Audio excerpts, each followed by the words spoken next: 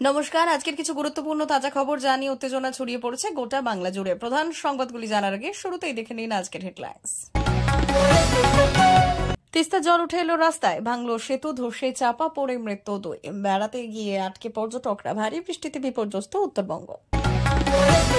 Purulia school চত্বরেই মিলল মহিলার অর্ধনগ্ন দেহ, ধর্ষণ করে খুন।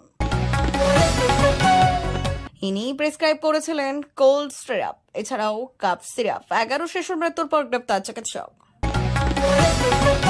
বসিরহাটে সভাপতির পদ দালাল ও টাকা মন্তব্যে ফেসবুকে বোমা ফাটালেন টিএমসিপি নেতা, তোলপাড় তৃণমূল। এবার ভাতি মারার কৌশল, জঙ্গির পরিবারের 2 কোটি টাকার সম্পত্তি বাজেয়াপ্ত কাশ্মীরে। ধোপে টিকল না কল্যাণের যুক্তি, দুর্গাপুজোর কার্নিভ্যালের দিনই হবে শুভেন্দুর মিছিল সমাবেশ, অনুমতি দিল হাইকোর্ট। উত্তরবঙ্গে প্রবল দুর্যোগ, ভেঙে পড়ল দুধিয়া সেতু, ধসে অন্তত 13 জনের মৃত্যু। উত্তরবঙ্গে প্রবল দুর্যোগ, ভেঙে পড়ল দুধিয়া সেতু, ধসে অন্তত 13 জনের মৃত্যু। 24 কোটি পাকিস্তানের প্রতিটি ঘরে হামলা, এবার কি করবে পাক সরকার? পুজো শেষ হতেই বাংলায় বড় চমক, বিপুল বিনিয়োগের ঘোষণা দেশের 1 নম্বর শিল্পগোষ্ঠী। 1.5 লক্ষের পাল্টা 70, মমতার তথ্য ভুল প্রমাণে সরব মোদীর মন্ত্রী। প্রিয় দর্শক, প্রতিদিন নিয়মিত খবর শোনার জন্য বাংলা বার্তা চ্যানেলটিকে সাবস্ক্রাইব করুন। আসছি বিস্তারিত খবরে। তিস্তার জল উঠে এলো রাস্তায়, ভাঙলো সেতু, ধসে চাপা পড়ে মৃত দুই। বেড়াতে গিয়ে আটকে পর্যটকরা, ভারী বৃষ্টিতে বিপর্যস্ত উত্তরবঙ্গ। ভারী বৃষ্টিতে ভয়াবহ অবস্থা উত্তরবঙ্গের পশ্চিমার উপরে রয়েছে বইছে তিস্তা নদী। ধস নেমেছে জায়গায় জায়গায়, শিলিগুড়ির সঙ্গে যোগাযোগ বন্ধ পাহাড়ের। বন্ধ জাতীয় সড়ক, ভেঙে পড়েছে দুধিয়া সেতু, ধসে চাপা পড়ে 2 শিশুর মৃত্যুর খবর মিলেছে। অতিরিক্ত বৃষ্টির জেরে বিপদসীমার উপর দিয়ে বইছে তিস্তা জল। তিস্তা বাজার এবং রবিঝরায় কার্যত রাস্তায় উঠে এসেছে নদী। তিস্তা বাজার এবং রবিঝরায় কার্যত রাস্তায় উঠে এসেছে নদী। নদী ছাপিয়ে জল উঠে গিয়েছে লোকালয়ে। তিস্তা বাজার সংলগ্ন এলাকা পুরোপুরি জলমগ্ন, জনপদেও জল উঠে গিয়েছে। জলবন্দী হয়ে রয়েছে একাধিক এলাকা, যান চলাচল সব বন্ধ রাখা হয়েছে আপাতত। মহানন্দা নদীর পাশে ভেসে গিয়েছে বাঁধ। ধসের জেরে কার্যত বাংলা সিকিম যোগাযোগ বিচ্ছিন্ন এই মুহূর্তে। শিলিগুড়ির সঙ্গে দার্জিলিং, কার্শিয়াং, কালিম্পং, মেরিকের যোগাযোগ একেবারে বিচ্ছিন্ন। দুর্যোগের জেরে দার্জিলিং এর সব পর্যটক কেন্দ্র বন্ধ। টাইগার হিল, রক গার্ডেন সহ সব পর্যটন স্থল বন্ধ করল প্রশাসন। ধস, খারাপ রাস্তা জেরে বিজ্ঞপ্তি জারি জিটিএ। পুরুলিয়া স্কুল চত্বরে মিলল মহিলার অর্ধনগ্ন দেহ, ধর্ষণ করে খুন। দ্বাদশের সকালে উদ্ধার হলো এক অজ্ঞাত পরিচয় মহিলার অর্ধনগ্ন মৃতদেহ, তাও আবার একটি প্রাথমিক বিদ্যালয় চত্বরের মধ্যে। চাঞ্চল্যকর ঘটনাটি ঘটেছে পুরুলিয়া শহরে। পুলিশ ঘটনার তদন্ত শুরু করেছে। পুজোর আনন্দে মেতেছিল পুরুলিয়া শহরের বাসিন্দারা। দশমী ও একাদশীতে শহরের প্রায় সব দুর্গা প্রতিমা বিসর্জন পর্ব ছিল, তাই নিয়ে সাধারণ মানুষের মধ্যে ব্যস্ততা ছিল, উদ্দীপনার পাশাপাশি মনে বিষাদও ছিল। কিন্তু দ্বাদশীর সকালে ছড়ালো আতঙ্ক, চাঞ্চল্য। শহরের মধ্যেই পাওয়া গেল এক মহিলার অর্ধনগ্ন মৃতদেহ। পুলিশ সূত্রে জানা গিয়েছে, শহরের 21 নম্বর ওয়ার্ডে অলঙ্গিরানা প্রাথমিক বিদ্যালয় রয়েছে, আর সেই স্কুলের এক পাশে পাঁচিল ঘেরা জায়গায় এক মহিলার মৃতদেহ আজ শনিবার সকালে দেখতে পাওয়া যায়। দেহটি অর্ধনগ্ন অবস্থায় ছিল। সেই মৃতদেহ দেখেই আতঙ্ক ছড়ায় এলাকায়। ওই মহিলাকে ধর্ষণের পর খুন করা হয়েছে। কিভাবে স্কুল চত্বরে মৃতদেহ এলো, অন্য কোথাও খুন করে দেহ পাঁচিলের আড়ালে ফেলে দেওয়া হয়েছে, সেই প্রশ্নই উঠছে। এ নিয়ে প্রেসক্রাইব করেছিলেন কোল্ড ট্রিপ কাপ সিরাপ। 11 শিশুর মৃত্যুর পর গ্রেপ্তার চিকিৎসক। কাপ সিরাপ খেয়ে একের পর এক শিশু মৃত্যু। কাপ সিরাপ আতঙ্কে একাধিক রাজ্যে নিষিদ্ধ করা হয়েছে এই সিরাপ। এবার যে চিকিৎসক এই সিরাপ প্রেসক্রাইব করেছিলেন, যার কথা মতো ওষুধ খেয়ে 11 শিশুর মৃত্যু হয়েছে, তাকে গ্রেপ্তার করা হলো। রবিবার ভোরে মধ্যপ্রদেশের চিন্দওয়াড়া থেকে ডক্টর প্রবীণ সোনিকে গ্রেপ্তার করে পুলিশ। পিডিয়াট্রিশিয়ান কাপ সিরাপ খেয়ে মধ্যপ্রদেশে যে 11 শিশুর মৃত্যু হয়েছে, তাদের অধিকাংশই এই চিকিৎসকের ক্লিনিকে এসেছিল বলে জানা গিয়েছে। তিনি কোল্ড্রিপ নামক সিরাপটি প্রেসক্রাইব করেছিলেন। মধ্যপ্রদেশ সরকার স্ট্রিশান ফার্মাসিউটিক্যাল, তামিলনাড়ুর কাঞ্জিপুরমের যে কোম্পানি এই কোল্ড্রিপ সিরাপ তৈরি করেছে, তাদের বিরুদ্ধে অভিযোগ দায়ের করেছে। বসিরহাটে সভাপতির পদ দালাল ও টাকা মন্তব্যে ফেসবুকে বোমা ফাটালেন টিএমসিপি নেতা, তোলপাড় তৃণমূল। বসিরহাট সাংগঠনিক জেলা কমিটির ব্লক সভাপতি নির্বাচন নিয়ে চরম বিতর্ক সৃষ্টি করলেন বারাসাত 2 নম্বর ব্লকের তৃণমূল ছাত্র সভাপতি মাহফুজা রহমান। ফেসবুকে তিনি সরাসরি জেলা নেতৃত্বকে দালালের চোখ দিয়ে ব্লক না দেখতে এবং টাকার বিনিময়ে অযোগ্য ব্যক্তিকে সভাপতি না করার আবেদন জানিয়েছেন। এবার ভাতে মারার কৌশল, জঙ্গির পরিবারের 2 কোটি টাকার সম্পত্তি বাজেয়াপ্ত কাশ্মীরে। একদিকে যখন উপত্যকায় অপারেশন মহাদেব চালাচ্ছে সেনা ও জম্মু ও কাশ্মীর পুলিশ, সেই একই সময়ে সন্ত্রাসবাদের কোমর ভাঙতে জঙ্গিদের সম্পত্তি বাজেয়াপ্ত করে সংগঠনগুলিকে আর্থিকভাবে কমজোরি করেছে প্রশাসন।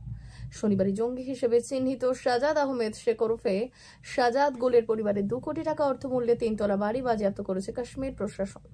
শ্রীনগরের HMT এলাকায় রোজ অ্যাভিনিউতে রয়েছে বাড়িটি। খাতায় কলমে জঙ্গি সাজাদ গোলের বাবা গোলাম মোহাম্মদ শেখের নামে রয়েছে এই সম্পত্তি। প্রশাসন সূত্রে জানা গিয়েছে মোট বাজেয়াপ্ত জায়গা 272 অর্থাৎ 272.25 স্কোয়ার ফুট।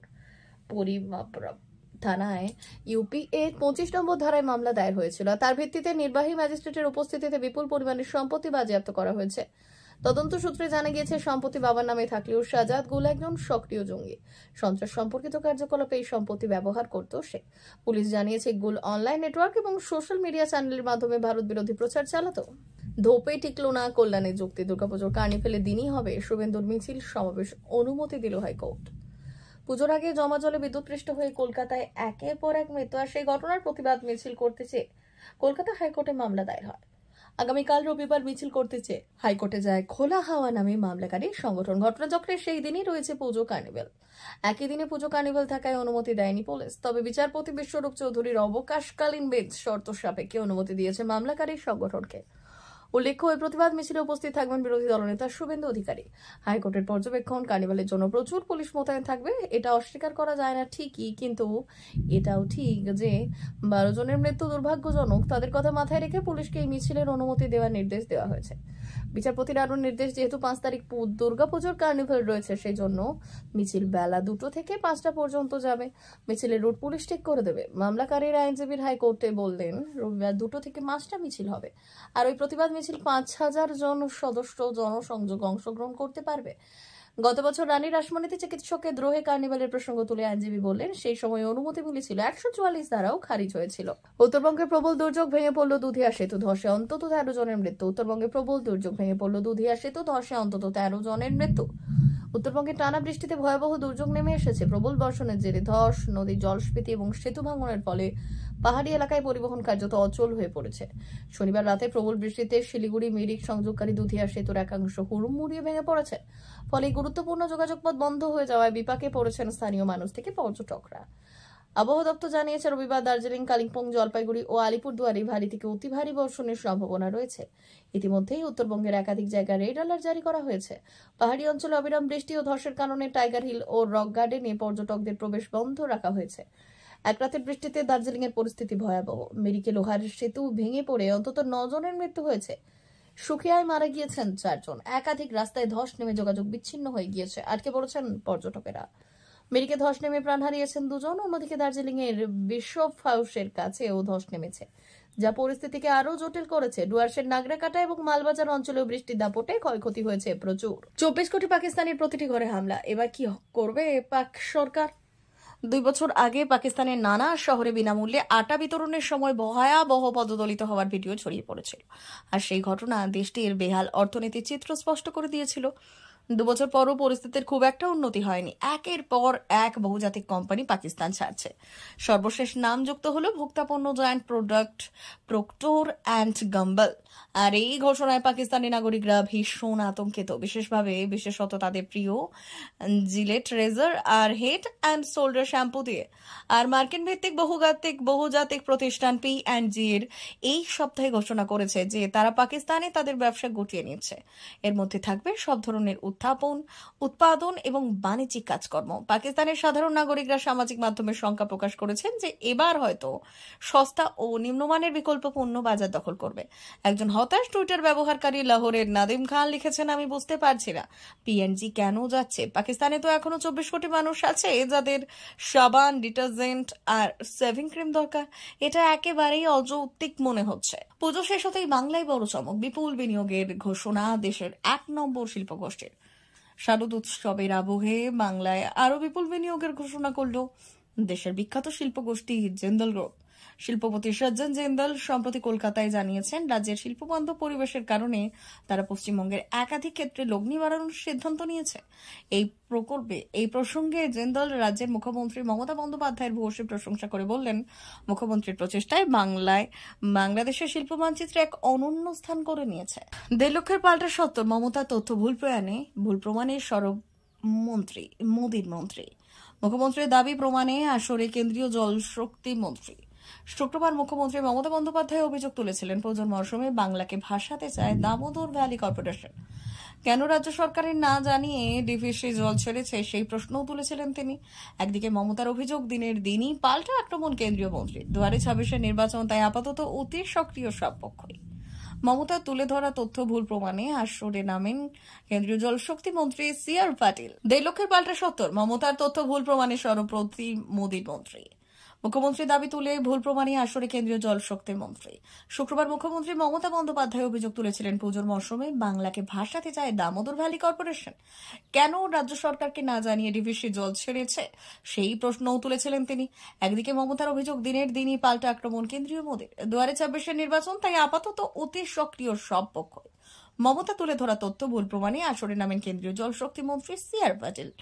নিজের সমাজ মাধ্যমে একটি পোস্ট করে মুখ্যমন্ত্রী জানিয়েছিলেন যে শুক্রবার সন্ধ্যায় মাইথন পঞ্চায়েত সহ একাধিক জলাধার থেকে 1.5 লক্ষ কিউসেকের বেশি জল ছেড়েছে ডিভিসি। তবে মমতা তুলে ধরা সেই তথ্যকে নস্যাৎ করেছেন কেন্দ্রীয় জলশক্তি মন্ত্রী। দামোদর ভ্যালি রিভার রেগুলেশন কমিটির সচিবের থেকে পাওয়া তথ্য তুলে ধরে তিনি জানিয়েছেন, শুক্রবার সন্ধ্যায় মোট 70,000 কিউসেক জল ছাড়া হয়েছে, যার মধ্যে মাইথন থেকে 42,000 কিউসেক জল ছেড়েছে ডিভিসি এবং পঞ্চায়েত থেকে ছাড়া হয়েছে 27,000 কিউসেক জল। প্রিয় দর্শক, এখনকার মতো খবর এই পর্যন্তই। ধন্যবাদ।